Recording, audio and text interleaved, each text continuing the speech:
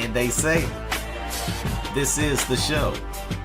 This is the Wrestling Fans Podcast, hosted by BangemSouth, Jason Fastkade, and the best in the world today.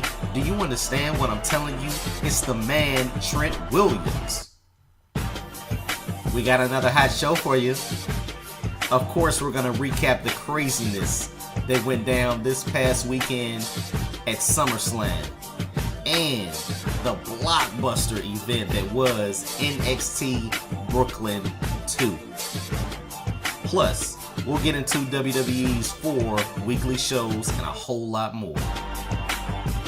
As always, hit us up on Twitter at TWF_podcast. Make sure you like, retweet, favorite, do all of that. And hit us up on Facebook at facebook.com/TWF Podcast. You can also subscribe to our YouTube channel at The Wrestling Fans Podcast. With all that said, we got a lot to get to, so I'm going to stop stalling and let's get into the show. Didn't we do the show Saturday? Saturday morning. Oh gosh, yeah. These days are just running together now. It's crazy, man. But yeah, let's do it, man. Thank you for joining the show. Thank you for joining a hype show, a elevated show, a amped up show. We are live from the TWF studios on a very sunny afternoon at the end of 6 days of just crazy professional wrestling? Yep. All right, man. This is the Wrestling Fans Podcast. I'm your host, BangemSouth, Jason Fastkade, and I am joined by my illustrious co-host, the best in the world today, Trent Williams, the only guy that I know that will not stop talking about Eva Marie, and rightfully so. That's right. But Trent, we got a lot to get to. Like I said, we had 6 days of wrestling, a fantastic SummerSlam weekend has just passed. So are you ready, man? I'm ready. Let's get into it. Now, there's so much to get to, but let's start off with was the most recent show, the CWC. We had another round, which was, I think, the last set of matches for the second round, right? Right. Okay. Let's get into it, man. All right. So in the first match, we had Rich Swann defeating Lince Dorado. Really fun match. A lot of high-flying action by Dorado. And that's all I remember from that match. All right. Now, hey, I was not able to view the CWC. I did have a hangover from all of the 6 days of wrestling, but I wasn't able to watch it. Did we have Rich Swann beating Lince? We did. Okay, so we're cool. We're good so far. What was the next match? Next match, Zack Sabre Jr. defeats Drew Gulak. Yeah. We had Zack going pretty far. Yep. Was it good? It was good. Daniel Bryan was going crazy during the match because, he loves his submission wrestling. And, a really good technical match. Zack Sabre picks up the win, and it'll be interesting now to see how far he goes, being that he's not going to be signing with WWE now. Whoa, what? Who?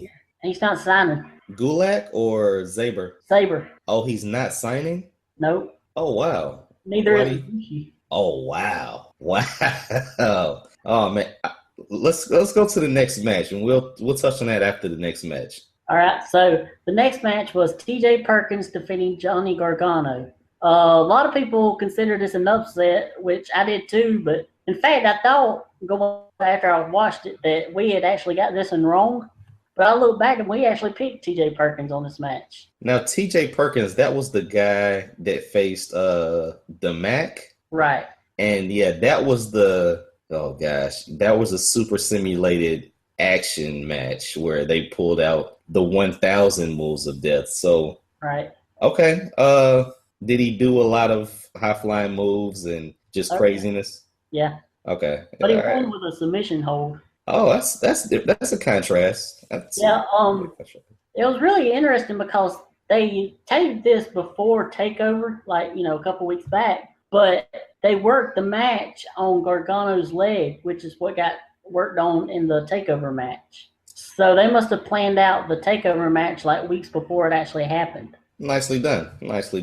Yep. All right, now was all that I had the this week for CWC. okay? So let's go back to the Zack Sabre thing and Ibushi. If they're not signing, do you think that signals that they're not winning this? I would expect so. I don't see WWE having somebody that's not going to be employed by them winning it. Okay, all right. Oh man, I wonder if this could be an angle that they're not going to sign until they win it. Yeah, it could be that. Yeah. So it'd be very interesting to see. You know, when you told me that, I instantly thought that Brian Kendrick was going to win this entire thing, just because Ibushi and Zack Sabre, they were our favorites, right, to win this. Right. Yeah, that's who we had in the final match. Which I think that's pretty much who pretty much everybody had in their final match. Yeah.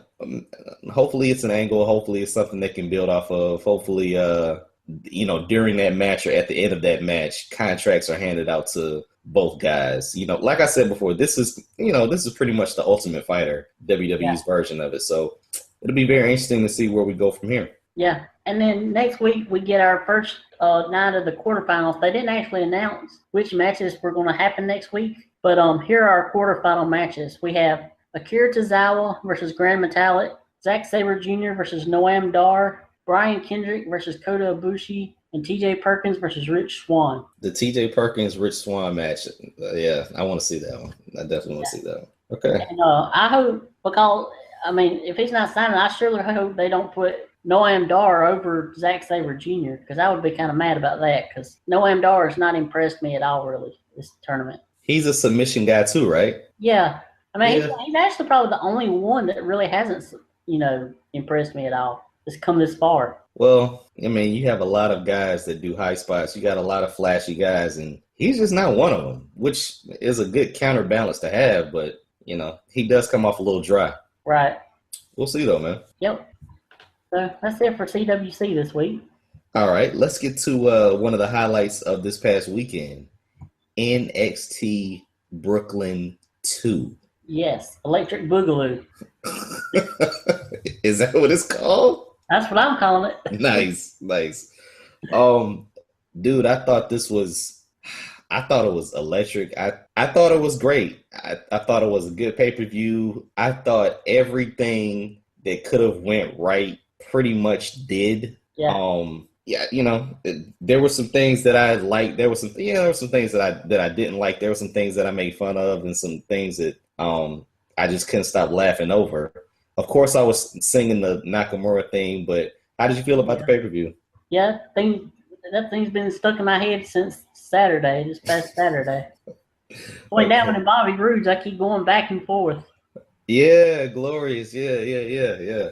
So what did you want to cover? Because I think we gave our predictions on this now. Did we bat 1,000? I think we might have got maybe one wrong, maybe. I'm not sure. I think the one we got wrong was the tag champ, right? Yeah. We didn't see the disqualification happening. That was the only thing. But yeah. Regardless of that, what did you feel about the pay-per-view, man? Yeah, I guess we can go by match by match. So we opened the show with Austin Aries defeating No Way Jose. I like the match. Now, I actually had to watch Brooklyn and SummerSlam twice, because the first time, like I say, I watched it just to watch it, and the second time I watched it to take notes and, analyze the match more. Okay. I liked this match more on the second time than I did the first time. Jose really impressed me and looked capable of performing well in big matches.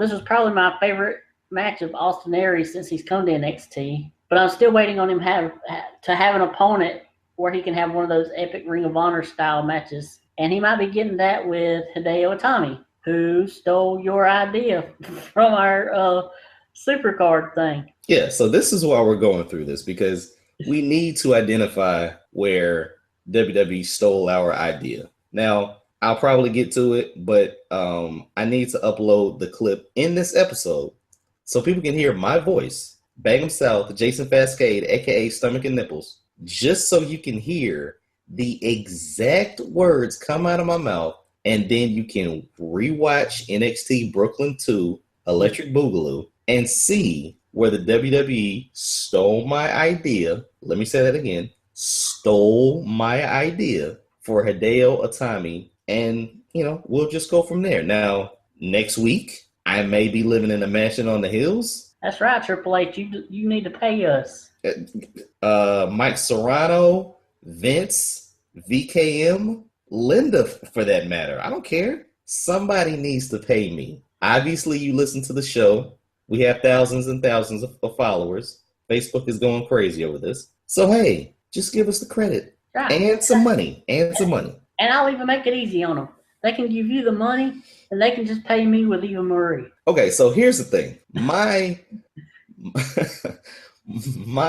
vision for Hideo was for him to be like an Assassin's Creed I said like a bounty hunter, one of the guys that serves you, papers. But instead of serving you, gives you the GTS. And not only does he do that, he comes out in a suit. So as soon as he came out in a suit, I'm like, okay, has someone been listening to the show? And then let's be honest, Trent, how many times have we seen Hideo do the GTS? This is the first time. The first time we saw him do the GTS, like on a house show where the WWE, that's kind of a cult following. Nobody really goes to the website, but they had that clip up. Other than that, he does not do it in matches or anything like that. So he comes out, he hits the GTS, and then he leaves. I'm like, okay, did they think they were going to get away with it because he had capris and sandals on? What's going on? Pay me what you owe. That's it. Right. And we can continue. That's right. Jason wants his royalties. I want my money. I want all of it. Give me a portion of the Brooklyn Takeover 2, profit. I would gladly take that. Yep. Okay. Anything else you want to say about this match? No. Thought it was a good match. Dude, there's not going to be a lot that I can add to the fact that I'm just uber happy about Brooklyn 2. Every match was good to me. And our next match had a debut, right? Right. So we get the debut of Ember Moon where she's facing Billie Kay. I like her entrance and theme music, Ember's. The only problem I had is her character's supposed to be like dark and mysterious and kind of evil, but yet she comes out all cute and smiling. So, it might have just been because it was her first time on the big arena, but she might need to, tone that down a little bit to fit her character. Billie Kay got more offense than I expected, and I see her potentially she could become like a female version of Ty Dillinger in the future if she keeps on like she's doing. One thing I fear for Ember is like because of her finisher being so unique that she becomes a one-move wrestler where people don't really care about her matches. They just wait for that one move, kind of like they did with Petey Williams. Okay, all right. I totally see where you're coming from there. I love the finisher. We both saw it through the clip, so we knew what to expect. It didn't seem like the Brooklyn crowd knew what to expect. So when she hit it, they popped big. Yeah. I'm thinking just like anyone else that she'll probably have spinal issues later in life. But the finisher is great. It's phenomenal.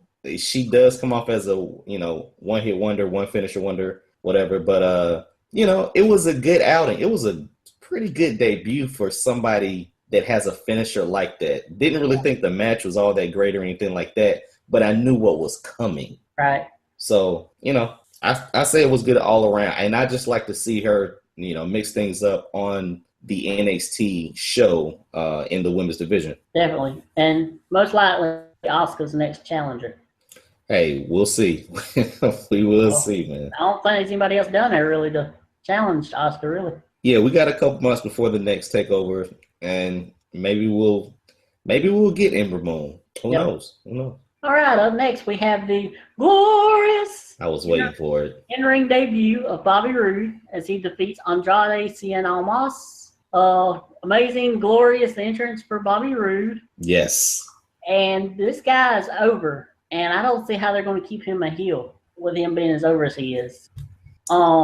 He looks like he slimmed down a lot. And poor Andrade, he's a complete afterthought. And they need to take him off TV and repackage him and do something. And, the match was what it was, and Rude wins with a pump handle slam sort of move. All right. And one thing about NXT Brooklyn too that I noticed was including it being just a complete show, the entrances were a big deal this time. Yeah. Ember Moon's entrance was cool. And I think it kind of started from there. I don't really remember Aries or Jose's, but Jose got the conga line. Oh, okay. Yeah. I think I turned Brooklyn on midway through Aries and Jose. Okay. So, oh, wow. Conga line with some of the fans. That's pretty cool. Okay, cool. Yeah, that's pretty cool. Obviously Glorious. That was, yeah. That was something to see. We'll get into the other entrances because oh gosh. Listen, WWE, just hire us. We're giving you all of the notes that you need for entrances and now segments. Yep. So, let's move on, man, because I don't want to hold the Wrestling Fans Podcast hostage over the feelings and possible litigation that I'm going to get into with the WWE. So yeah, let's go on. We'll keep that between you and your lawyer. Yes. All right. So in between that match and the next match, we get a vignette for this new person, group, woman, Sanity. I have no clue who it is. I've heard rumors that it could be Eric Young or Tommy End. So that'll be interesting to see. Yeah, definitely. We also get Triple H revealing the CWC trophy. Why he did it on an NXT show, I don't know. But it looked pretty cool, pretty cool trophy. And it was made by the guys over at Orange County Choppers. Oh, okay. Yeah, this was probably a part where I don't know. It's something else. I thought they were getting the belt. Yeah, I'm guessing not. Okay. Okay, this is going back and forth. Because remember, I mentioned Raul Mendoza, or somebody said they're looking forward to winning the title. Right. And I said, no, you're getting a trophy. And then they said, well, we're bringing the Cruiserweight division back. Okay. Yeah. Okay. Nice trophy. Yeah. Well, it was better than something the next night on SummerSlam that the fans absolutely went crazy for. Hated. We got a lot to get to, man. Let's go. More on that later. Yeah. All right. The next match was my match of the night. We have the Revival defeating Johnny Gargano and Tommaso Ciampa to retain the NXT Tag Team titles. I love this match. It had me on the edge of my seat the whole time. And just when I thought that the series between American Alpha and the Revival couldn't be matched, Gargano and Ciampa come in there and matched it, and maybe even surpassed it. Really hope to see another match between these two teams. I couldn't have said it better myself, man. It was a good match. Yeah. All right. Next match, we have Asuka defeating Bayley to retain the women's title in what would be Bayley's farewell match in NXT. I thought it was better than their first match. It was predictable but satisfying. A satisfying win for Asuka. Love the fire Bayley showed, not backing down from Asuka, and then hope the feud between Asuka and Ember Moon is good. Okay, real quick things. Did you see Asuka's entrance? Yeah.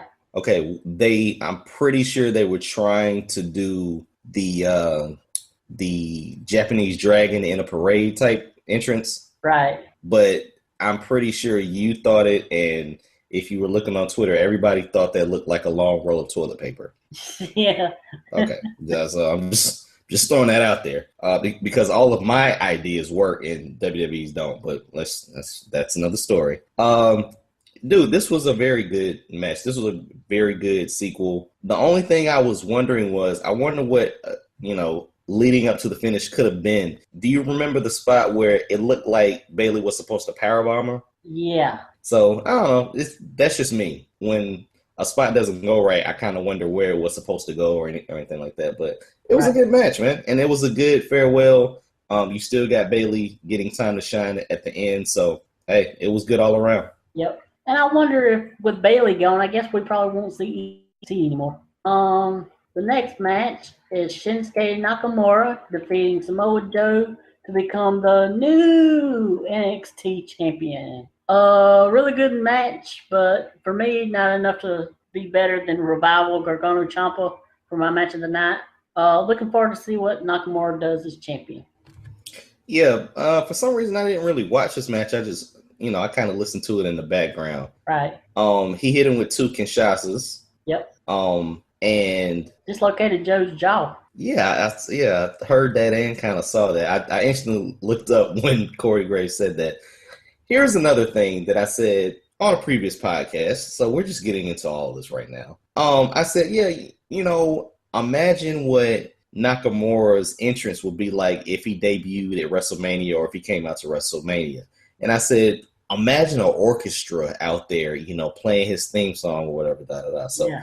I like the fact that you had a gentleman out there playing the violin and strumming the entire thing, and not just strumming some opening to get you into the theme song, but actually finishing, playing all the way through. Nakamura kind of circled around him, gave him some shine there. I thought that was awesome, man. But yeah, the match was good, and we have a brand new champion, as everyone predicted. So hopefully we'll get a rematch, and the rematch can actually build off this. And I don't think the Asuka Bayley match overshadowed this match like Bayley and Sasha did last year. Right. I thought they were both kind of on equal ground. Yeah, I thought that this year the tag match I feel overshadowed this.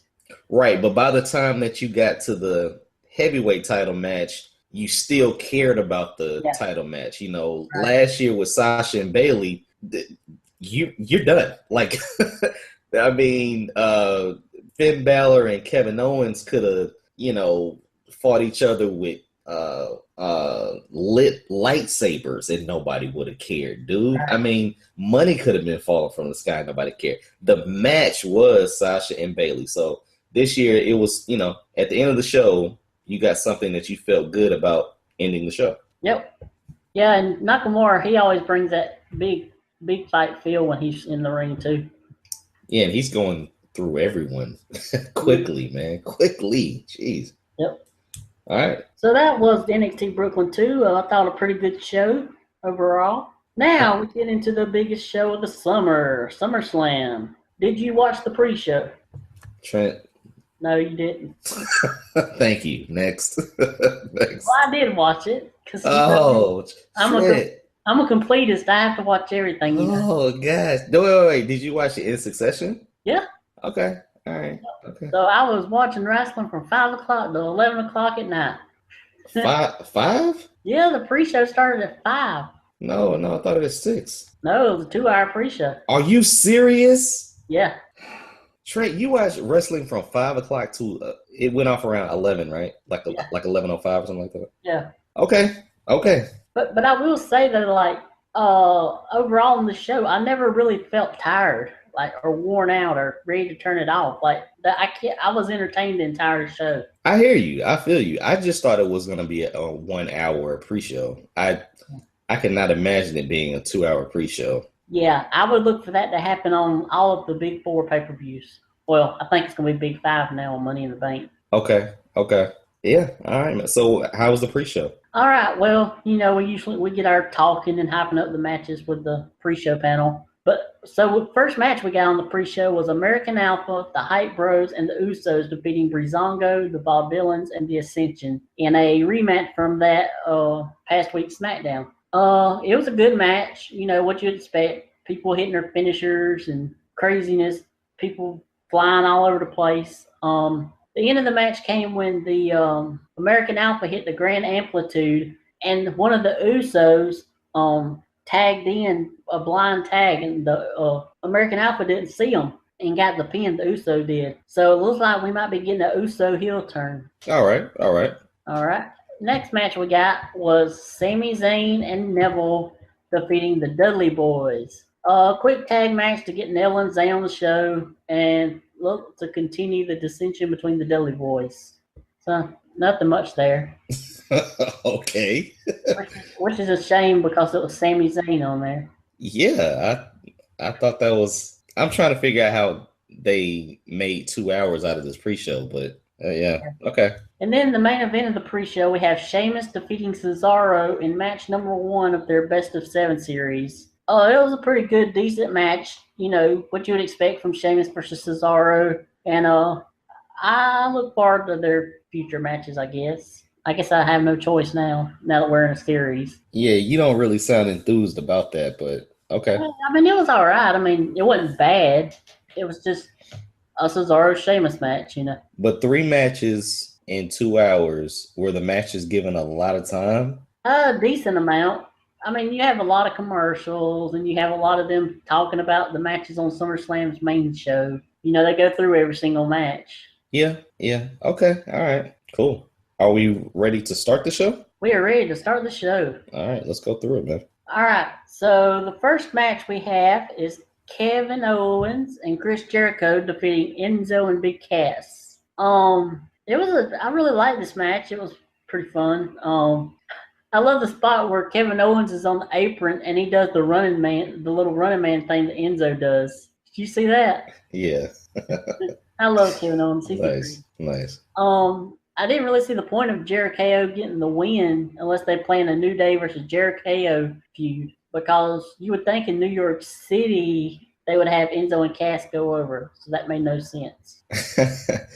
Well, Trent, this is going to be a common theme throughout the night of things that don't make sense. Yeah, they shortchanged the fans by not allowing them to get that pop when Enzo and Cass win. But at the same time, Jericho and KO, you know, they're in line for much bigger things. So right. I didn't mind it. Yeah. Next match, we have Charlotte defeating Sasha Banks for the WWE Women's Championship. And wow, this match about gave me a heart attack on two occasions.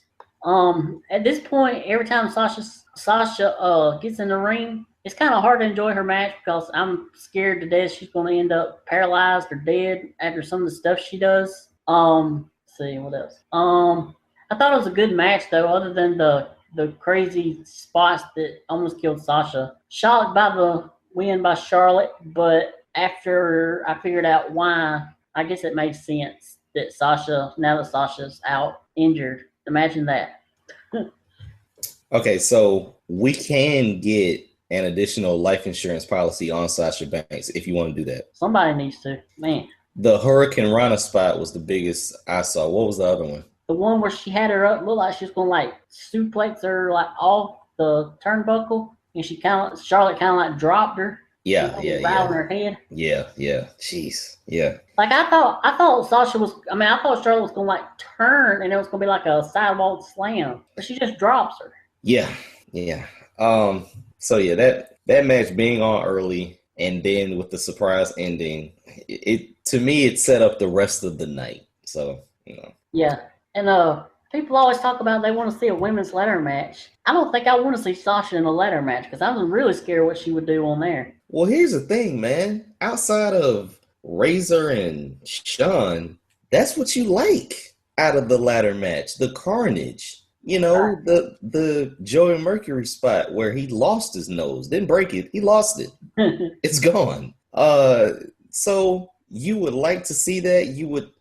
It's hard to say you would like to see it done in a professional manner, but well, that's the way it is, though. I mean, a lot of them, you know, yes, a rough match, but you can tell they're kind of safe as they can be. Right. But I know Sasha would be so worried about trying to steal the show that she would throw her body out and would end up getting really injured, seriously injured. Yeah, and I'm thinking more of TLC matches. That's where I was going with that, where Jeff Hardy went through it, like, you know, 20 tables over the series. But yeah, man, you could definitely do a ladder match. I would feel more comfortable if it was Sasha Banks, if it was Bayley, if it was the Four Horsewomen versus Eva Marie and say Dana Brooke. Yeah, I agree. The next match, we have The Miz defeating Apollo Crews to retain the Intercontinental title. Wow, I forgot this match was on the card. They should have switched this match and Cesaro Sheamus and put this match on the pre-show, because I don't think nobody really cared for this match that much. They had no reason to. I feel bad for Apollo. He has potential, but they're not doing anything with him. And Maurice looked amazing as always. I feel the same. They could have switched it. We'll look back on this and see that it was the summer WrestleMania, so can't knock it too much for having almost meaningless matches. But yeah, I did not watch this one. I was doing something else. Yeah. All right. Next match, we have the match of the night as we have AJ Styles defeating John Cena cleanly. Amazing match. The fact that John Cena actually let AJ win the feud, which nobody ever hardly beats John Cena in the entire feud, is something to say. Let's see what else I put. I wonder what it means when Cena left his armband in the ring. Like, is he stepping away for a while? Is he going to part-time? What's his whole deal? Yeah, I didn't notice that he left his armband in the ring. Did he have a moment like Bayley and Sammy did in NXT? Yeah. Really? Yeah. Okay, well, I don't know. Two interesting facts. Cena, it's his character that won't allow him to submit. So, man, I would have loved if he would have tapped. I mean, you basically play ping pong with finishers until he finally lost, which was cool. But then I read a metric that he has a losing streak at SummerSlam. Yeah. So it wasn't really surprising that he lost. I still think we'll get a Cena AJ 3 and John Cena wins the war. But for now, it's elevating AJ, man. He has something to hold on to. 2 victories over John Cena, pretty much the match of the night. And he has to be elevated now because he beat up John Cena. Oh, yeah. I mean, this match was, really, really, really good. Definitely. All right. So after that amazing match, we get Guns and Gallows, Doc Gallows and Carl Anderson, defeating New Day by disqualification for the tag team titles. Wow. If this feud wasn't bad enough, this match was just terrible, I thought. The whole Jon Stewart thing did nothing for me at all. Although it was great to see Big E back. It feels like New Day are finally starting to jump the shark a little bit, and I'd rather them end it before it gets to the point where people are not caring about them. Big E needs to move on to bigger and better things, and they probably need to lose the belts pretty soon. I thought they were going to lose them in this match.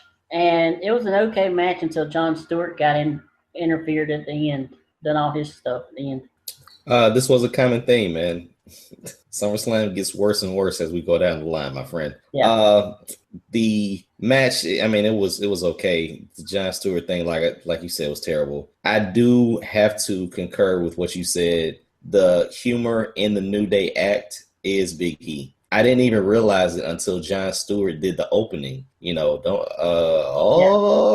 da da da. So yeah, it is Big E and it is Xavier, but you still need that guy in the match, like a Big Cass and Enzo, that takes all the punishment, and then Big E gets the hot tag. So, match wise, you still need Kofi, but the act, the humor, it is Big E. It definitely is Big E. But I mean, what else can they do with them? I mean, I feel like they've pretty much done everything they can do with them. Man, I can't really agree with you on that. I mean, Stone Cold came out week in, week out, drank beer, cussed, and threw up the middle finger and gave you a stunner. Yeah. Week in, week out. So you can't tell me that there's nothing that the New Day can do to spruce it up, have a different moment. Stone Cold got vanilla for a while, and then he came out with a beer truck. And I mean, if you can get them out of just coming out and doing a promo, and I was surprised they didn't have another type of Bootio's entrance. With the big cereal or something like that. I thought this would have been a perfect time for them to do something, but they were supposed to be down one member, so it was cool. I mean, it was cheeky, but yeah, they need to do something outside of what they're already doing to keep people's attention. Yeah.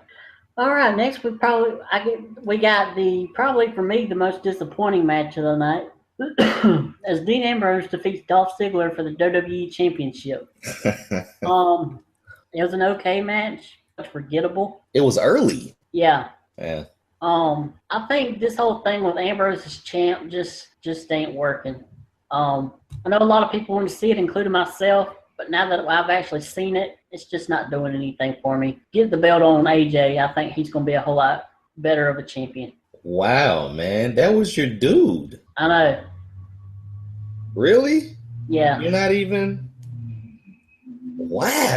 Wow, man. Why are you switching on him? I don't know. It don't feel like between the whole Steve Austin thing and then this. I mean, leading up to it, it was good, but the actual match, it just didn't feel. He don't give that when he's in the ring. He don't give that world champion big fight feel to me. Sometimes, I understand where you're coming from, but like I said, this was an early match. You already had the match of the night. And let's talk about the Stone Cold Steve Austin podcast when Dean Ambrose was on it. What did you dislike about it? I thought it was very awkward. Like the way that Steve Austin would ask him stuff and he would like skirt around and go on different tangents and, not really give any, detail on anything. I just thought it was weird. And then at the end, Stone Cold starts, trying to get him to, loosen up, and I don't know. It it didn't do anything for me. Okay. And you were supposed to be the hype one this week, but I'm, for some reason, I'm the one with the blood pressure just boiling. Okay.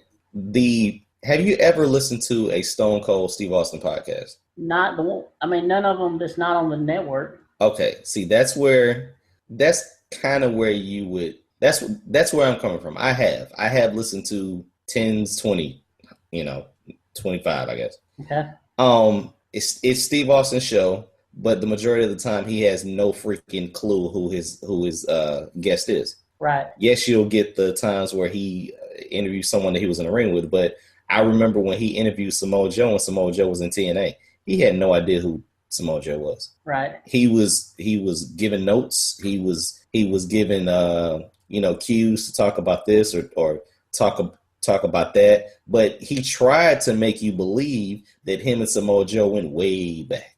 Yeah. And that's not the case. And him and Dean Ambrose didn't go way back. So he's trying to be an interviewer, which I understand, but his information is just not worthy of talking about.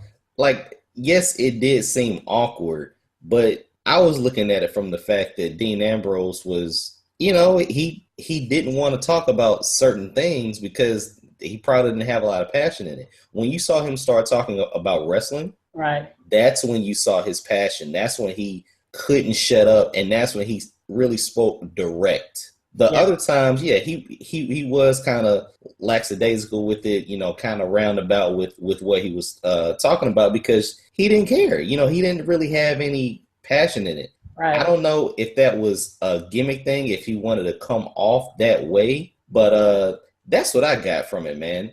The other thing that you mentioned was he's definitely not champion material or like corporate champion material. Right. I will completely agree with you there.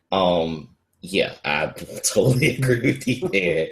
But I also like that, man. I mean, are we done with the days where the Undertaker is champion and he's a dead man that only says rest in peace? Like, can Bray Wyatt not be a corporate champion because he can't do a interview and, speak correctly or speak direct, so. See, I've actually heard that Wyatt in interviews, and he's done actually pretty good.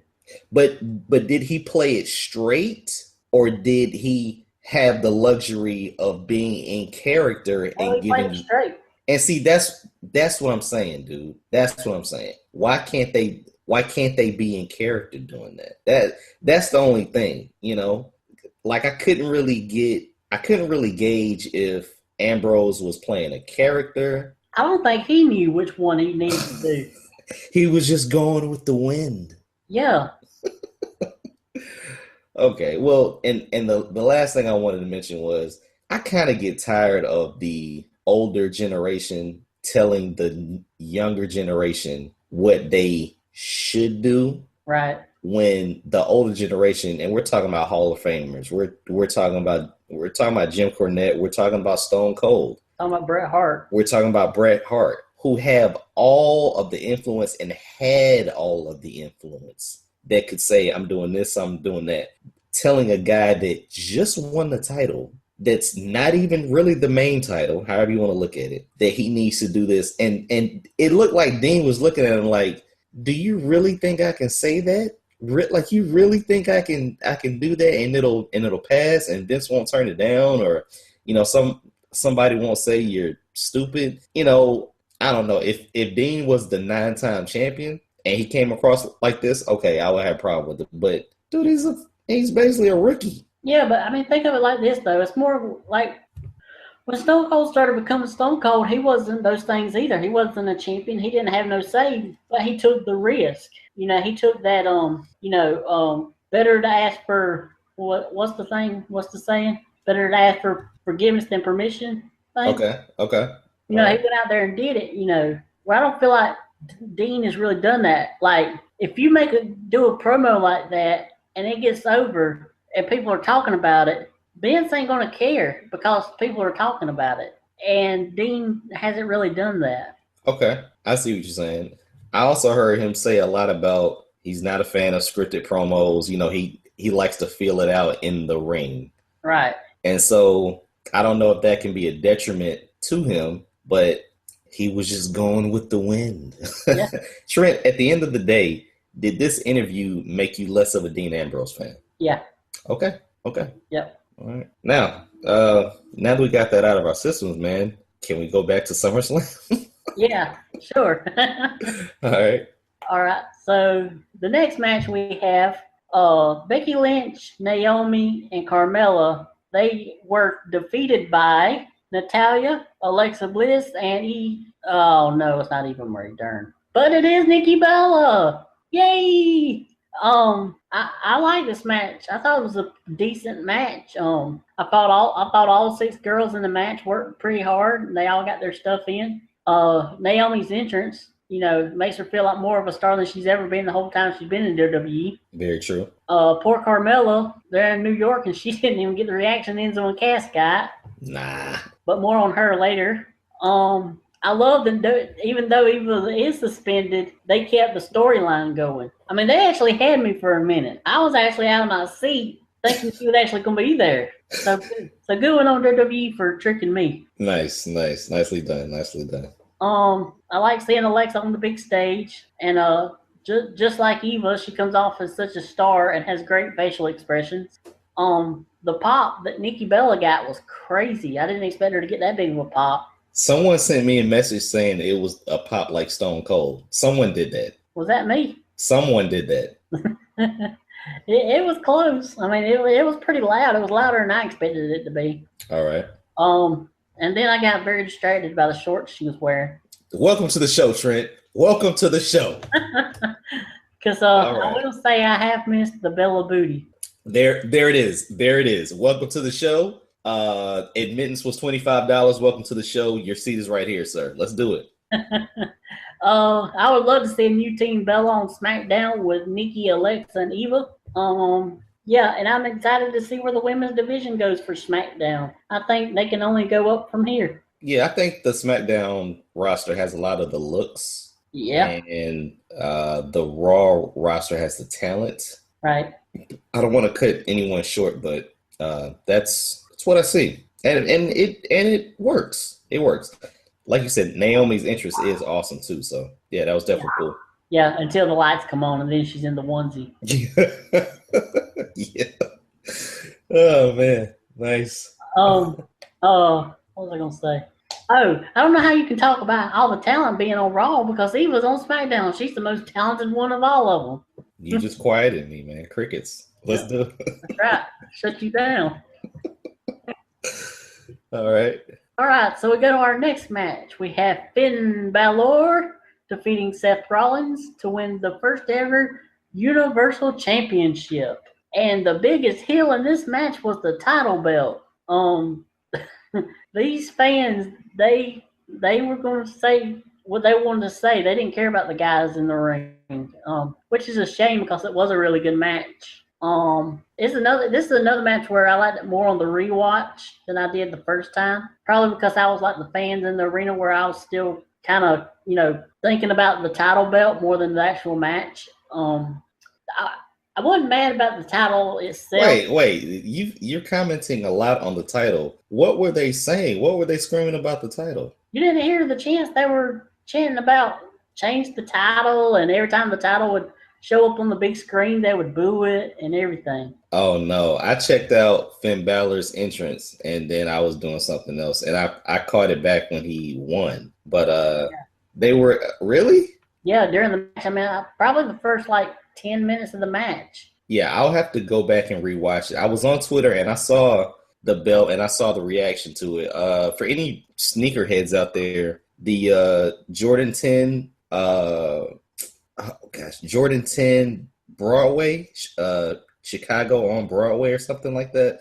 The all red leather 10s. That's what it looked like the belt was made out of. So as soon as I saw the belt, I'm like, I got Jordans that look like that. It's terrible, but if that's where they're going, man, that's where they're going. Yeah, but I was more disappointed that it didn't look any different than the WWE title. I was expecting a different looking belt completely. And the one thing that I was shocked about was, yes, it's red. I feel you on that, but SmackDown's title isn't blue, and it doesn't have that white trim either. Because I was looking at the IC title, right, and it has that white trim. So if the belts aren't blue, they at least have the white trim. So I don't know if they're gonna switch the World Heavyweight, the WWE title to a blue color, or really just make this Raw title kind of like the spinner belt, man. Just, something to sell people on, even though people think it's a piece of crap.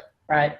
Well, since it is red, I think they should just give Eva her own, world title belt. Yeah, I think that would definitely work. It would go well with the all red everything gimmick. It would. And the thing coming out of this whole weekend, and probably even I think last week, is the Bullet Club is dominating worldwide. I mean, they're on a roll.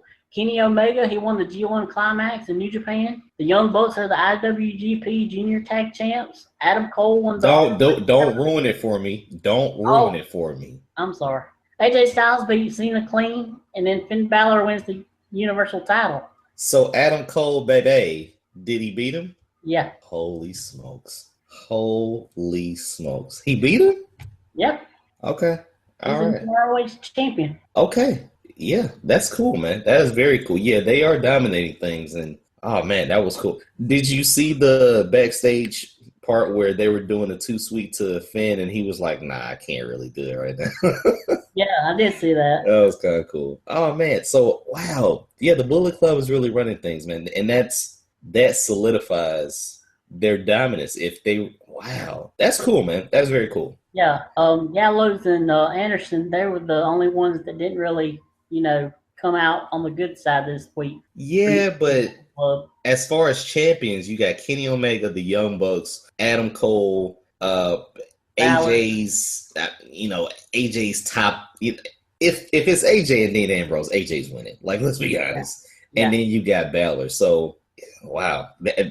Is there somebody in CMLL or AAA with the Bullet Club? I mean, my gosh. Not that I know of.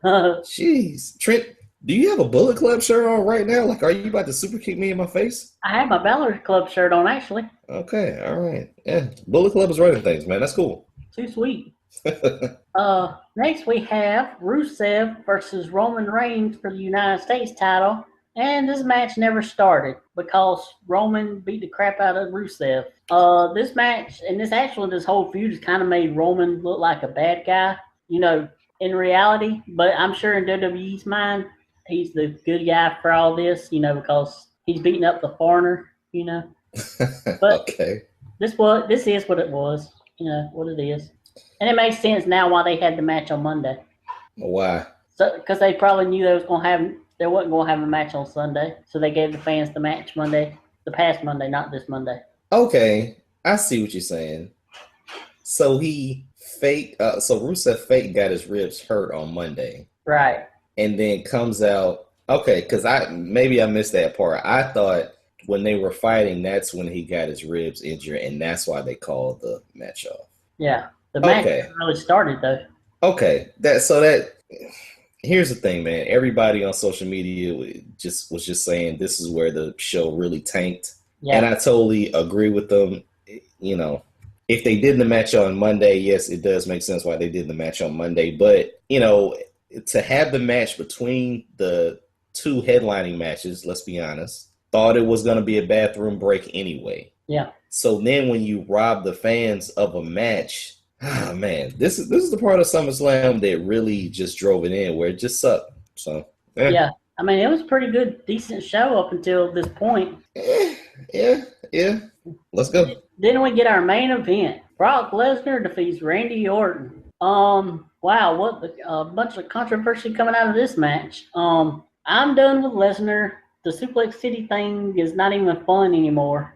Orton comes back after this long absence, and he gets dominated, don't even get any offense at all in. The whole RKO out of nowhere thing was BS in this match, because as soon as he hit Lesnar with it, Lesnar kicks out.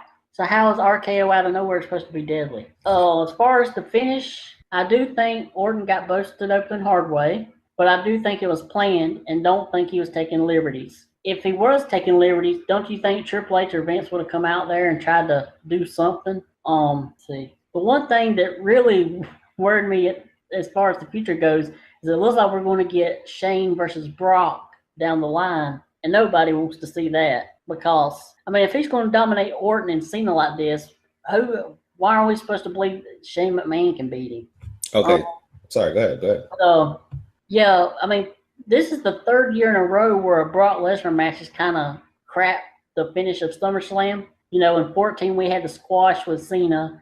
Then last year we had that whole thing where the bell rang, but Undertaker tapped and he pinned him, and that whole controversy. And then we get this. If they were going to do this finish, they should have put either Balor Rollins at the end or Cena Styles as the main event, because people want to go home with a clean finish and happy. They don't want to go home really, especially on a big pay-per-view like this. They don't want to go home with what just happened, you know, and all pissed off because they think Lesnar took liberties on somebody. So that's my opinion on this one. Okay, you've voiced your opinion on a lot of different topics. Shane and Brock, you think that's a good thing or a bad thing? Terrible thing. Okay. I'm kind of straddling the fence. I think it will probably be a good thing ultimately if you have a match where Brock will dominate Shane, but the millions and millions of people that Brock has dominated kind of interfere and we get some kind of hokey finish, which I think will probably happen anyway. Yeah. Though one thing that I keep thinking about with this show, I keep thinking about it being a WrestleMania, and similar to one of the WrestleManias, you know, back in the 80s, back in the 90s, where everything led up to this match. But with the, 5.5 hours, right? five and 3/4 hours of wrestling that you had, all you needed was this. Yes, I totally hate Suplex City. Told you that from one of our very earliest podcasts, Suplex, F5. So the one thing I did like about it was, if you came to see Brock Lesnar, what'd you come to see him do? You came to see him, destroy, conquer, and then go home or whatever, right. however you say it. The thing about it is after seeing that much wrestling, man, this match needed to be short. I don't think they really needed to do a lot of storytelling. Right. Go ahead. But couldn't have Orton had some offense more than what he had? I don't think, come back, man. I mean, why is he supposed to be credible now? He just got beat, without even doing anything, without even having any offense. Dude, I totally hear what you're saying. All I'm trying to imply is that shorten some of those other matches. Yeah. Or go to 11:15, go to 11:20, so you get Orton hitting all of his specialty moves. You get a dominant performance by Brock. You get a comeback by Orton. You get back-to-back finishes. You get all that stuff. But at the end of the day, man, people came to see Brock dominate. The end of the match wasn't going to be a pin. Right. And you're going to set up Shane and Brock. So I was fine with it from that aspect, and the fact that if I was there, I would have been ready to go home. I'm sorry, too. And so, I'm glad they didn't do 15 suplexes. Let's be honest about that. Right. But the one thing I wanted to get to, obviously this has dominated social media. This has dominated everything. Anytime you see Brock Lesnar, you want to keep the legend of Brock Lesnar going. And, to the detriment of the WWE, you have to make him bigger and everybody else insignificant. But there is no way that Randy Orton signs up to get busted open the hard way.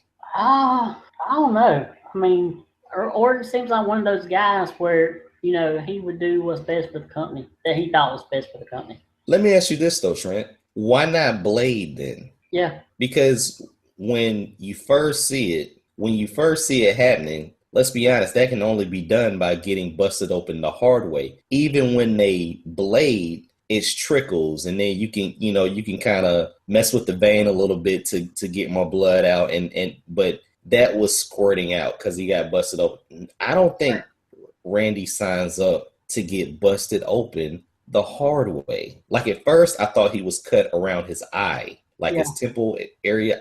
If it was that, I would have thought it was a blade job. But it was at the top of the head, man. And I tweeted out on our page, TWF_podcast, the Wrestling Fans Podcast, the video. I think I retweeted, somebody had captioned a portion of the video where that was the hit. And I don't think he signs up to do something like that. That's all I'm saying. And another thing, what I found was interesting, which I thought was a big no-no in WWE or in wrestling in general, is apparently they worked the boys too, because Jericho was pissed at Brock after the match. Yeah, I mean they had that altercation. Yeah, but I don't think anybody would have been pissed if it was a pin. So I don't really give a lot of credit to someone not knowing the finish of the match and being pissed at it. He was pissed at it because it looked like he took liberties and busted him open. Like I said, even if I'm Chris Jericho, I don't think that Randy Orton signs up to get busted open the hard way. Just don't believe it. Right. Yeah, and that's what Jericho thought, But then like Vince comes up from the store there saying Vince asked Jericho what the hell's wrong with him, and he says it's a word. Vince told him it was a word. Listen, I've campaigned for hashtag Y2J Rock. I would love to see Y2J and Rock go at it at WrestleMania, but something like this could set up a feud between Y2J and Brock Lesnar with all of your smart fans knowing what happened. Similar to Y2J and Goldberg. So maybe they can go with this and make some money off of it. Hearsay and stories about who said what, I don't really get into that. It's just very hard for me to believe that unless Randy Orton got some crazy large percentage of the sales of this event, that he would get busted open the hard way and say, yes, do it to me. Go ahead. I just don't believe it.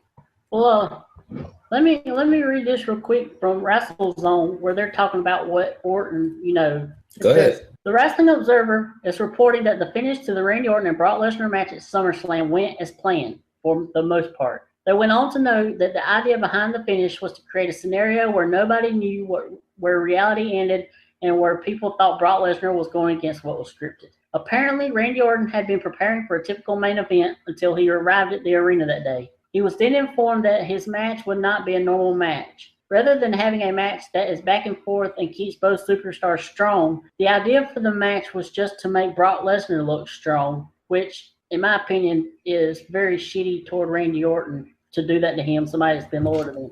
Whoa, this is a family show, Trent. I'm sorry, I just thought, the guy's loyal to you and you want to make the guy that's not there half the time look strong, Jeez anyway, Louise, Trent, let me continue.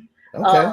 Originally, the match was said to be a one-sided destruction by Lesnar that would have left Orton on the ground bleeding. It was supposed to come off like Brock Lesnar had gone off script and really hurt Orton, leading to a lot of confusion and the referee stoppage. The Observer finishes by saying that Orton was told that Brock knew how to graze him with his elbow in order to cut him without hurting him. He was then told that what would be happening in the match. It turned out that Brock really elbowed Orton and hit him with some stiff punches, causing Orton to need 10 staples to close the wound on the top of his head. Orton did as he was told to do, acted like he was knocked out, while the WWE trainer and referees looked confused.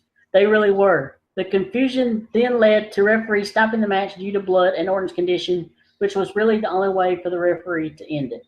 Okay, now hearing that and looking at the videotape, when Brock lands that blow, Orton immediately goes into a cower position, like, get this MFer off of me. Right. So if that's true, fine. But at the end of the day, I don't think Randy Orton would allow someone to do that to him just to see the effect of blood. Right. I mean, to me, that doesn't make sense. Yeah, I mean, from the way this is talking like he didn't even have much say in it. Like, he was like, okay, whatever, which, like I'm starting to think, why would he do that? Because we know Orton, he's not going to, he's going to somebody that's going to tell you what he thinks, So, I don't know. This is just one of the weirdest finishes to a match I've ever seen. And coming off this, a lot of people are pretty much getting tired of Brock Lesnar. Yeah, it sucks. Dude, it sucks. Like, it has a big match feel. Right. But you know what's going to happen. Yeah.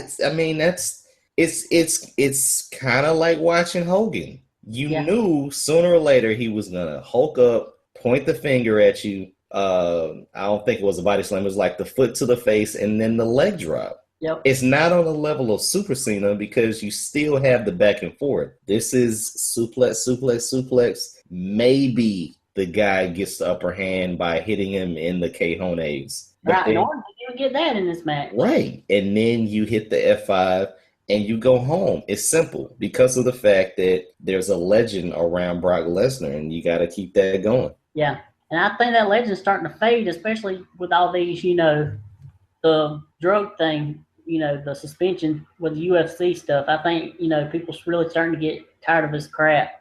We'll see. He'll probably be at the Royal Rumble, and he'll probably be at WrestleMania, and 60, 50, 100,000 people will show up again. So we'll see, man. Right. Yep. But, I thought SummerSlam, it wasn't one of the worst. I would rate it probably a C+, B-.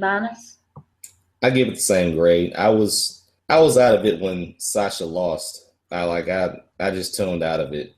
I mean, that was it. I didn't watch the Balor match. I watched Balor's entrance, and I really like Balor in NXT. I like the entrance in NXT. Now it's really about merchandise and stuff like that on the big stage, and his entrance seems less and less demonic and almost circus corny.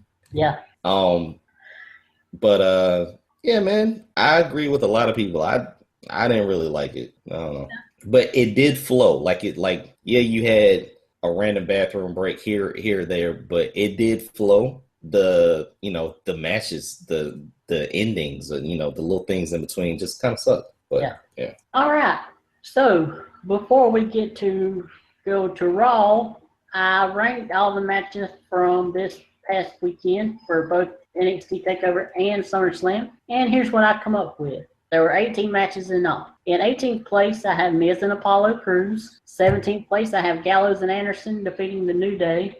16th, I have Zayn and Neville versus the Dudleys. 15, I have Ember Moon and Billie Kay. At 14, I have Lesnar and Orton. 13, I have the 6-woman match from SummerSlam. At 12, I have the 6th American Alpha, Usos, Hype Bros, Breezango, Vaudevillains Ascension match. In 11th place, I have Bobby Roode and Andrade Almas. In 10th place, I have Owens and Jericho against Enzo and Cass. In 9th place, I have Ambrose and Ziggler.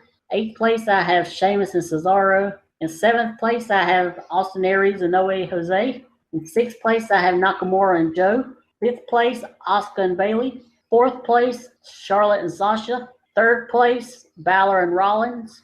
2nd place, Cena and Styles. And my match of the weekend was the Revival against Gargano and Ciampa. Wow. Okay. Even though it didn't have a finish? Yeah, they did have a finish. I thought they won by disqualification. No, they won by pinfall. Oh, gosh. I need to pay attention. Sorry. You was out of it this weekend. You didn't watch the Balor match and you didn't watch this match.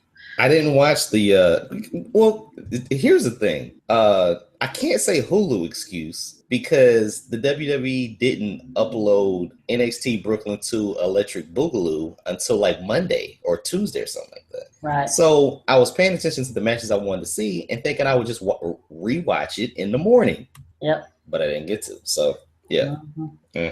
Yeah, my bad. Yep. But you can count on me, fans of the TWF podcast, because I'm a journalist. I do all my research and I watch all my shows and every match. I got caught in traffic, so I got caught in traffic. No matter how bad they might be.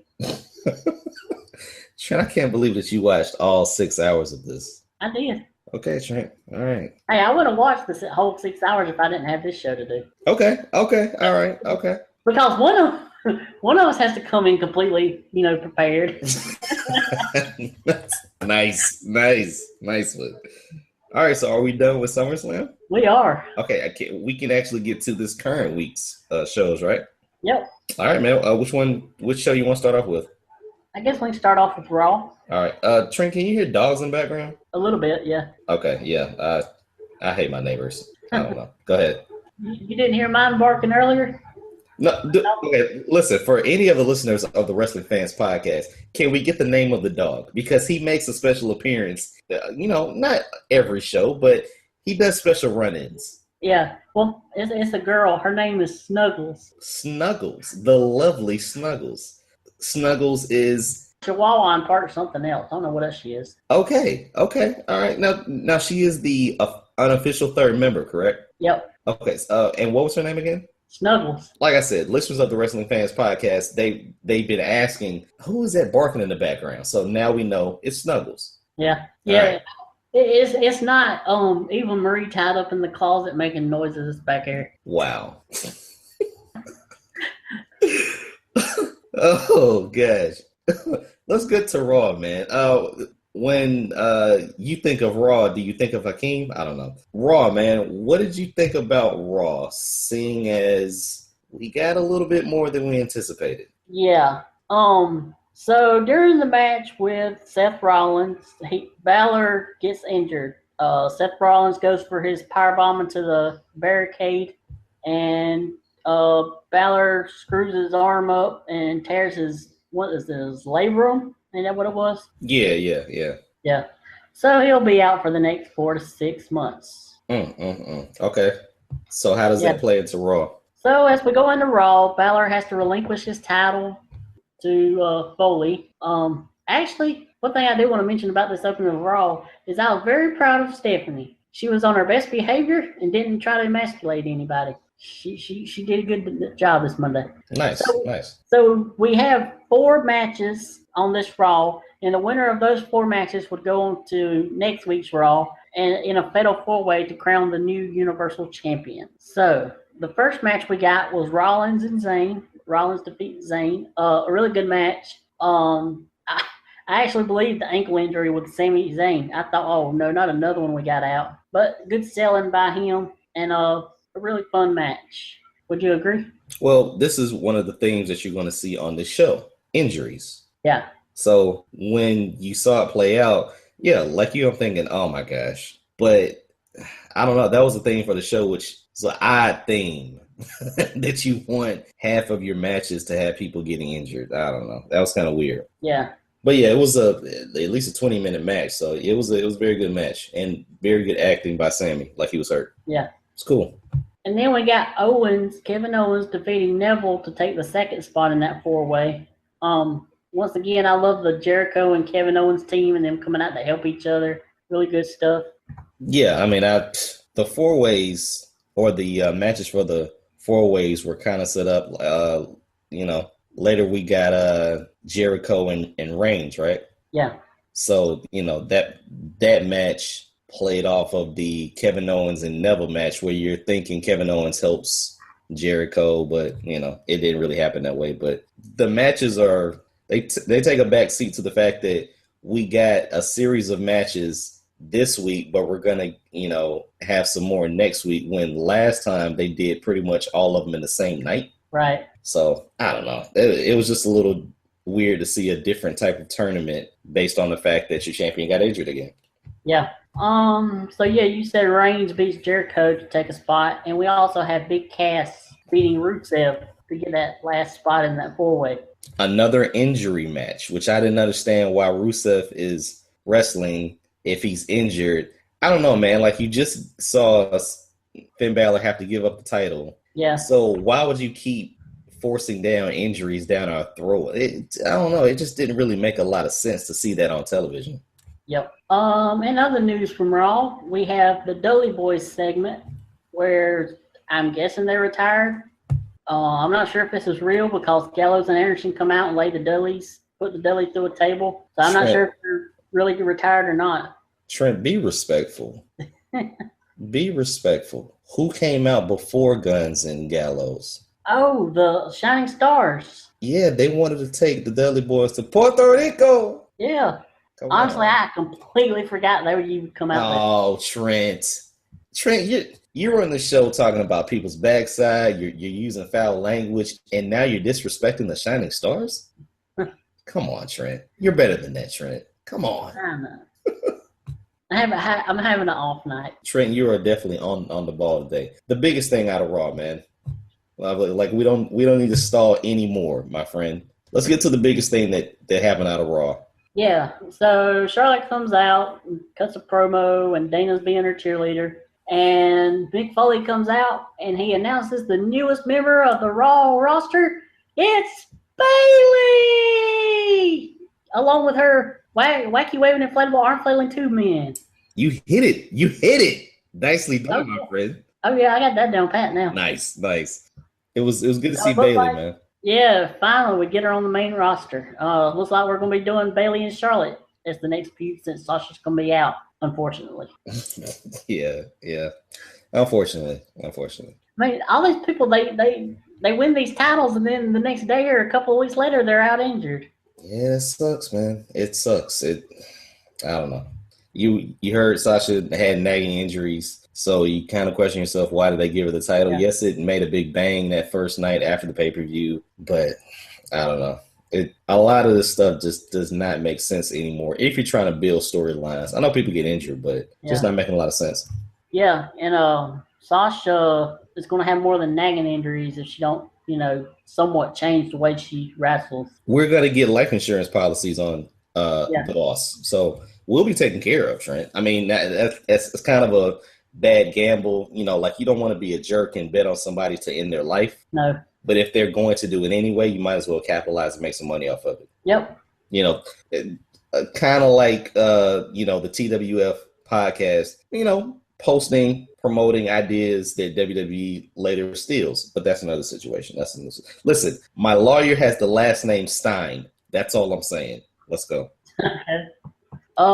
So you probably got the Hulu excuse for this, but did you see the Titus O'Neil segment? I saw it, man. I saw it. And that was a great segue, Trent.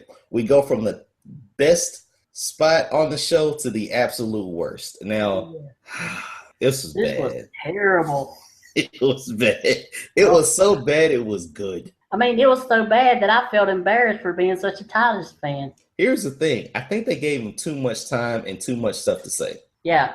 And that's where it came from. That's why it was so bad. Listen, I don't know why Bob Backlund came out there by himself. I don't know why. I do know why. And you refuse to accept it. And we shouldn't get it on this show, but it's Pride Week here in the Carolinas. So let's get into it. Bob Backlund came out there. Titus hit him with the body slam.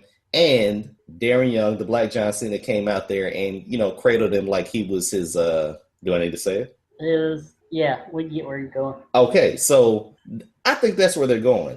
When Darren Young won that Battle Royal, he jumped into Bob Backlund's arms. That's all I'm saying. That is all I'm saying. And while we're talking about little undertones here, Charlotte played that card. I don't know why she did it, but Serena Williams, Simone Manuel, and Biles, you mean? Huh? Oh, Biles, yeah, sorry. And Sasha Banks are not from New York. So the only thing they have in common is the fact that, thought that was a little, I think they slipped that one in there. I don't know why. Right. But hey, let's keep it moving. That segment with Titus was complete garbage. Yeah. Darren Young in that subject. Did you see this Braun Strowman squash? Hulu excuse. That was not on Hulu. Okay, so he's doing the squash. Okay, so they do the interview with the jobber before the match. And they're doing that now. So like you get the timid guy that's about to piss on himself, and then you have the match. Okay, well that's a little something to add to it. That's cool. Yeah, but here's the thing. Byron asked him why he wanted to get in this match with Strowman. He says because I like big sweaty men. And I was like, oh my gosh, really? Does that have Vince's name written all over it? Yes. Okay. All right. Yeah. Vince has made an appearance on the show. I said, I was like, man, if this is their whole starting of utilizing LGBT characters, this was a terrible start. Yeah, I don't know if you know, but man, like the next couple of weeks, if not currently, is Pride Week. So maybe that's where they're going. I don't know. You know, Stephanie did do that interview with NBC where they asked her about the whole LGBT thing. What did she say? She said they were going to start, you know, introducing characters and stuff. I said, that's not a character. I mean, that's part of them. You don't. WWE's going to mess it up either way because they don't know how to handle that kind of stuff. They've done it before and it was come off terrible. You know. Yeah. You know, if I was the LGBT people, I wouldn't really want WWE doing anything with that, especially not on screen. Okay, we'll definitely see what happens. But for now, they're just. I know what Vince McMahon will have up his sleeve. They're just ideas, throwing those darts in subliminally. So we'll see what they get. But that's all I got for Raw. Yeah, that's all I have for Raw, man. Of course, Roman ends the show, but hey, it's Roman. I don't. Yeah. And the match was actually pretty good, I thought, with him and Jericho. Oh, the match was good. Now that I'm watching Raw, you know, I am watching it on Hulu, so I don't know about you, Trent, after watching it for 3 straight hours. But do you feel like that's a good ending to the show, or are you glad that the show is over? I thought it was an okay ending. I mean, so much for Roman not being back, you know, being on top, because you know he's going to be right there in that picture come next week. And see, that's what I'm saying. Every time I see the ending of the show with Roman, I still don't think that's the end of the show. Yeah. Like I don't think that's the end of the show until they put the little brand up in the right corner saying this is WWE. I'm like, oh damn, that's how we end the show. Yeah. So maybe that's just me, but I don't, you know, the way they're presenting Roman in these main event segments don't really seem main event. They don't seem main event worthy at all, man. No. So we move on to Tuesday night where we have SmackDown Live. The better show. Better show.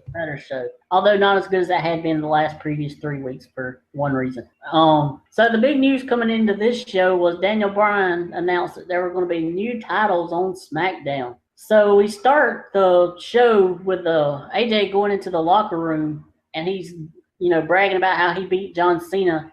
And Dolph Ziggler's sitting there with his head in his hands all depressed and sad. And AJ starts, you know, mocking him and stuff. And Ziggler gets in his face and he has to be pulled apart. They had to be pulled apart by the other guys in the locker room. And this would become a recurring theme for the entire show between these two. Yeah, it was a good way to start the show. Yep. So we go to the ring and Shane and Bryan comes out and we have all the women and all the tag teams in the ring. So we eventually have a women's title on SmackDown and a tag team title on SmackDown. For the women's title, we'll be having a 6-pack challenge at Backlash, which is on September 11th between Natalya, Naomi, Becky, Alexa, Nikki Bella, and Carmella. And then for the tag team titles, we're having an 8-team tournament. And well, at that time it was only 6 teams because, you know, Heath Slater wasn't there yet. And then the finals of that will also be at Backlash.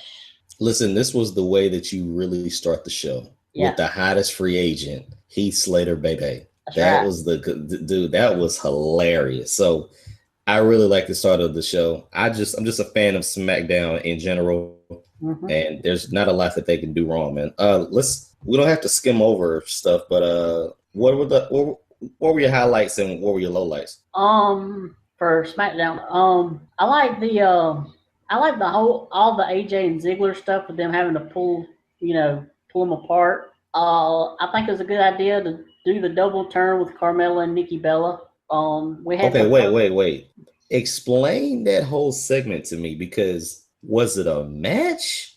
Was Carmella supposed to be in commentary? Why is Carmella in the ring and then there's an impromptu interview with Renee Young? Well, yeah, it was supposed to be a match between Nikki and Carmella, and for some reason they wanted to do a pre-match interview with Nikki. Like, what? That didn't make any sense. So, yeah, I mean, you could kind of see that was about to happen, and maybe Carmella gets more shine being a heel. Yeah, that's cool. Yeah, and after the pop she got at SummerSlam, I was like, there ain't no way they're going to be able to keep Nikki as a heel on that heel side. Yeah, they flipped them. Right. We got Orton coming out, and He didn't really say that much, I felt, about the whole Brock Lesnar thing. He was cut off by Bray Wyatt, so it looks like we're going to have Orton and Bray in a feud. And he cut a nice little promo to start the feud. We had the Usos defeating the Ascension in the first round match for the tag titles. And then we had American Alpha defeating Breezango in the first round, which kind of made me sad because I was hoping Breezango would at least get to the semifinals. Trent, why are you skirting around the issue? What? Why are you skirting around the fact that Corny Dean Ambrose is back? Yes, Corny Dean Ambrose is back. Oh gosh. So they do a backstage promo with Ambrose. They're at the Mohegan Sun Casino, and he comes down the hall with a darn cowboy hat, one of those big, stupid-looking cowboy hats and poker chips. And he cuts a Corny Dean Ambrose promo. So I guess we're back to that again. Another reason why I think I'm pretty much starting to, not be a fan of his. Yeah. The biggest stars right now are, of course, Eva Marie, the AJ Styles. Heath Slater, baybay is like top 3. Yeah. Yeah. Okay. I'm just saying, man. When he came out with that stupid hat, I'm like, man, back to this dude. But okay. All right. Yeah, and as far as Eva goes, I don't know when her suspension is up, but I would love them to turn that 6-pack and like that night have it turn into a 7-pack challenge, and Eva come out of nowhere and win it. You would like to lay on Eva's 6-pack, wouldn't you? I would. All right, I'm just throwing that out there. And everything else on her, I'd lay. Trey, are you okay? Did you just have a moment there? I might have. Okay, what else happened on the show, man? Like, to close the show, we got Ziggler and AJ, right? Right, in a really good match, and AJ beats Ziggler, so it looks like we're going to have AJ and Ambrose at Backlash. Okay. Now, you would think that was enough. I mean, my gosh, we had Brooklyn, we had SummerSlam, we had Raw, we had SmackDown, but when you thought SmackDown couldn't get any better, because I thought it was way better than Raw, we get this talk. What is it? Because I mess it up every single week. Talking Smack. Miz versus Daniel? Is that what happened? I have no clue. Did you watch it or did you just see the clips? I watched it. Okay, so tell me how this developed, because everybody's only showing the ending part. Okay, so before I get to the whole Brian and Miz thing, I also had to mention that during Talking Smack, they were interviewing Nikki Bella on there, and Carmella comes back and attacks her from behind, and they have a whole brawl, and they had to be broke up by the Usos. Oh, and cool. The acting by Renee Young in this segment was really good. Like, she was like legit, like scared and concerned and worried. It was a really good thing. And I thought that was good, and I didn't think it'd get any better than that part. And then we get this Miz thing. So Brian and Renee are just sitting there talking. I can't remember what they was talking about. And Miz just comes out of nowhere and starts this whole epic promo that he cuts. Whoa, wait. I heard the official terms was coward. It seems like this show was Daniel Bryan's soapbox for him to rag on people, and he called Miz a coward, right? Right. And I think that was the launching point? Yeah, right, yeah. Well, no, the launching point was actually them talking about all the other titles on the show and not talking about the Intercontinental title. Right, that's what it was. Yeah, and then he got, Brian was like, well, truth is, I don't really like you. You wrestle like a coward. Right. And Miz is like, you call me a coward, you're the one who said he was always going to be there and was going to come back, and you never come back. And Brian was like, well, if they would let me, I would be back. And finally, Brian just walks off, and Miz keeps going and going and going. It was really, really good. It was really good. And do I think it was totally fake? I think the part where Brian walks off is fake. But here's what I'm getting to with this show, man. I like the fact that it's becoming part of the show. Essentially, you basically have SmackDown in an extra half hour for any overflow, right? Right. So it's becoming part of the show, whereas Raw is 3 hours. SmackDown basically is 2.5. Yeah. I thought when Brian was on there initially, he was saying stuff to kind of get things out there and all this other stuff. But when it gets thrown back in his face, that's what was so good about it, man. So yeah, I mean, really, I mean, in a way, I kind of felt like Brian come off as more of the heel in this part. Would you agree? Yeah, he comes off like a heel every week from what I hear. And so for the babyface to step up in his face, basically Miz punked Brian out. Yeah. Because at the end of the day, it looked like Brian felt like the only way I can really attack is to hit this guy, and I know I can't, so I have to walk away. And the fact that Miz held Renee off like, no, I'm gonna get this out here, and kept talking when he was gone was probably any of the best acting he's ever done in any of his straight-to-DVD movies. Yeah. Yeah, I mean, and another thing, and this is the whole Talking Smack show, Renee Young has really, really started to impress me with her acting skills. And it was funny, I got to thinking, this was a good promo by Miz when Maurice is there and Renee Young's there, and I'm not paying attention to either one of them really because I'm focused on the Miz. Because usually I can care less what he's saying and I'm paying attention to what Maurice is doing. There you go. And I think they had to have something like that come across because you would be all googly eyes for Marie, even though you have an affinity for Renee Young. So I think this translated well in all areas. Miz got his point across, and finally somebody shut Daniel Bryan up. Yeah. And it makes you wonder how are they where's this going to go? Man, at the end of the day, we've always known Miz is a good talker. Sucks in the ring. If he can translate this over. He's not that bad in the ring. He's not. He's not that bad. Who said that he was channel change worthy? I was, because they never gave me a reason to care about him. No. So his match, now that it includes Maurice, keeps you tuned in. Yeah. Okay, that's what I'm saying. As far as a worker, he's not that good. But as far as a talker, he has Miz TV. I mean, like, that's a sign that he can really cut a promo. And if they can build off of this, if Daniel Bryan punishes him because of it, you kind of want that authority. And they've always kind of had the bad guy authority figure. Maybe Miz rises above that authority figure. Yeah, but I mean, it's not going to lead to a match between the two, surely. It can lead to a match, but you could always have some kind of Miz and Daniel Bryan interaction if people really gravitate towards this Talking Smack or Smack Talk show. I forgot what it's called already. But if it seems like they're doing this every single week just to get people to tune in and watch this show. Right. Maybe 3 months from now, something will really happen on the show that they'll capitalize on. But this is very good pub for it. Yeah. And another thing, the promos and stuff don't feel as scripted. It feels more, organic. Yeah, that's why I think it gravitated to a bunch of people because, quote unquote, it looked real. Yeah.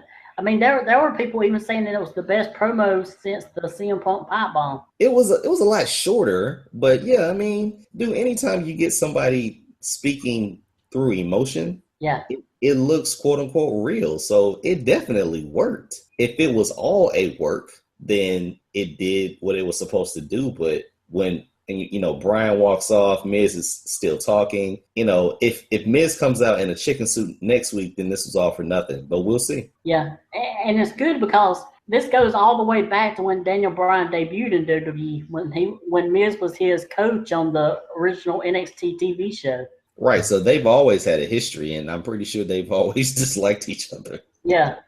Oh man, nice. Another thing this could do is it could be a thing on Total Divas too, because Maurice is on Total Divas now.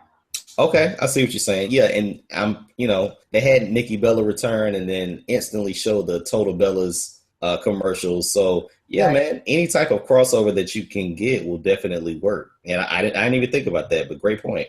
Yeah. So I mean, yeah, this week has had its down somewhat, with the Lesnar thing and other stuff, but I think overall this has been a really, really good week of wrestling and storytelling, I feel.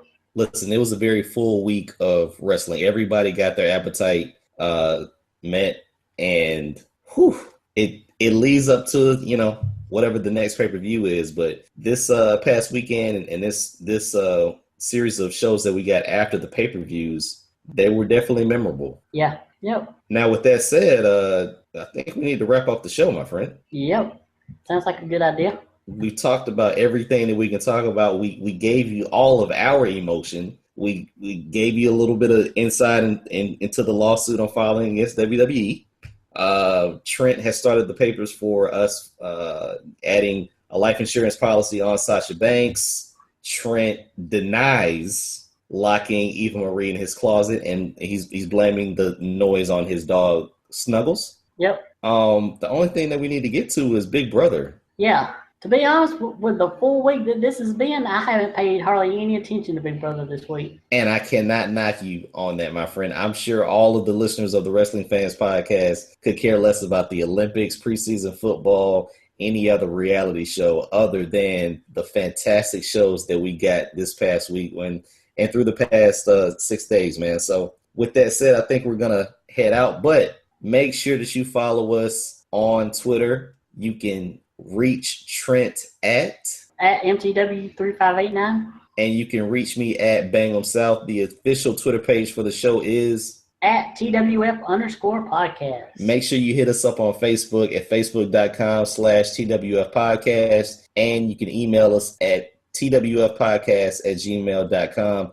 Make sure that you like, subscribe, retweet, and actually subscribe to our YouTube channel, The Wrestling Fans Podcast.